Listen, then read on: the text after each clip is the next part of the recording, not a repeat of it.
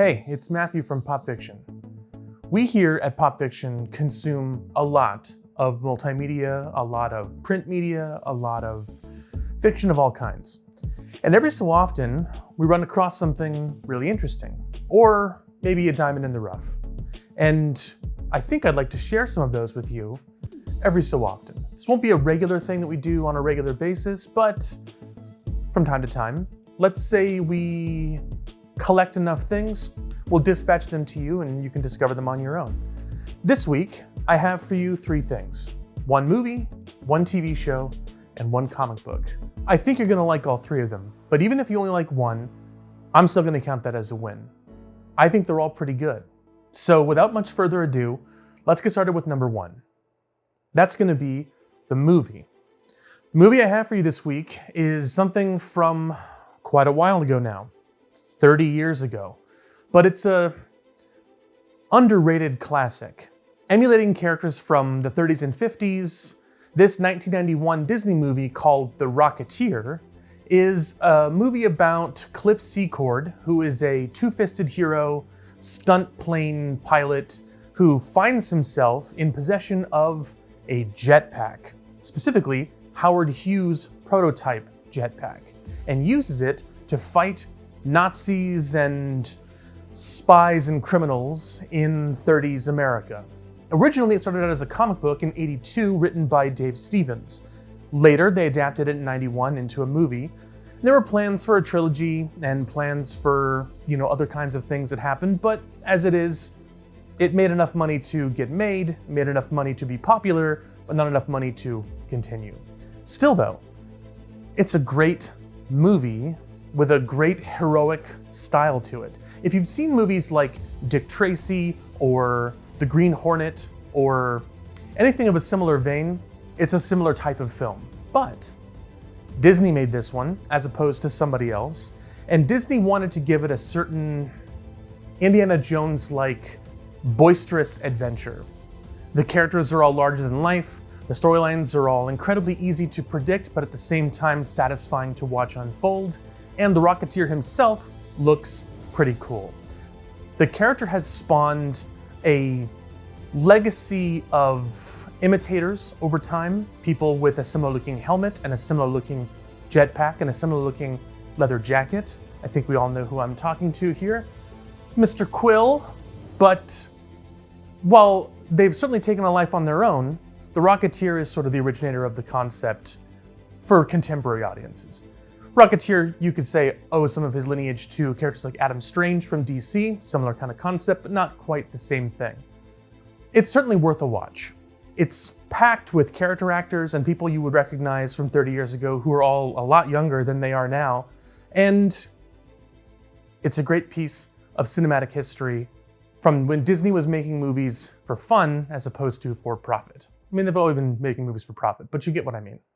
The second thing I have for you is a TV show. Well, more accurately a cartoon in this case, but TV shows will come with time. In 2018, TBS started airing a cartoon called Final Space. Written by Olin Rogers, Final Space stars Gary Goodspeed and his planet-destroying cat alien creature Mooncake as the protagonists of a galaxy-spanning epic that unfolds in a very small way to a much larger whole.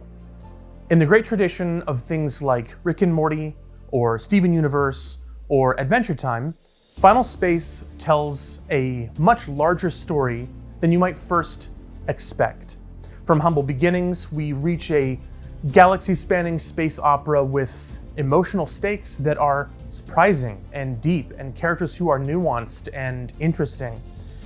A fascinating story with fascinating characters that if I give you more information than this, I'm gonna end up spoiling some things. But it has great voices, it has great characters, it has great chemistry. If you liked Farscape, you'd like this. Give it a watch. Finally, it's time for a comic book. In 2013, Rick Remender wrote the comic book Black Science for Image. You might know Rick Remender's work if you don't know his name. He also wrote Low, he wrote Deadly Class, he wrote Fear Agent, He's written for TV, he's written for Marvel. So Black Science is a story about a character named Grant McKay, who is a scientist and an anarchist. Very anti-establishment, which is kind of unique. He invents a thing called the Pillar. The Pillar allows him to move through the barrier between dimensions. It's another multiverse story, but it has a twist. The Pillar is broken in the very first issue, and they get stuck constantly moving through dimensions. He and the people who were in the same room with him when it sort of fired off the first time. They're now trying to get back to their home dimension through something called the Eververse, which is sort of perceived in the series as like an onion they have to move through layers of. That's just the beginning. That's like the first 5 issues. It goes on a crazy roller coaster from there that I don't want to spoil. But if you liked Sliders and you liked Existential Dread and you probably like Black Flag, then you're probably gonna like this. The storytelling is exceptionally good. The characters are fascinating and flawed. The victories are well earned, and the losses, which come in huge numbers, feel terrifying. But the story keeps moving in a way that is addictive to keep reading. Every issue comes with more and more varied, interesting, and crazy emotional stakes. It's over now. 2013 to 2019, 6 years of storytelling. It's a great book. You definitely should read Black Science. Remender is a great author, and he's got a great history of storytelling. So do yourself a favor and buckle up. So that's our list for this week. Again, we're not gonna do this all the time, but I wanted to bring to you some things that we discovered. Now, not all of them are super recent. The Rocketeer goes back 30 years. Black Science is fairly recent, as is Final Space, but they're all well worth your time. And if nothing else comes from this, I'd like to be able to bequeath to you things that we found outstanding. So why don't we make this a two-way street? Why don't you tell me in the comments something that you've discovered or something that you've had as a guilty pleasure or a diamond in the rough that you think I would like or that my co-host Holter would like. Let us know in the comments below and we'll give it a check. Thanks very much, and we'll see you next time.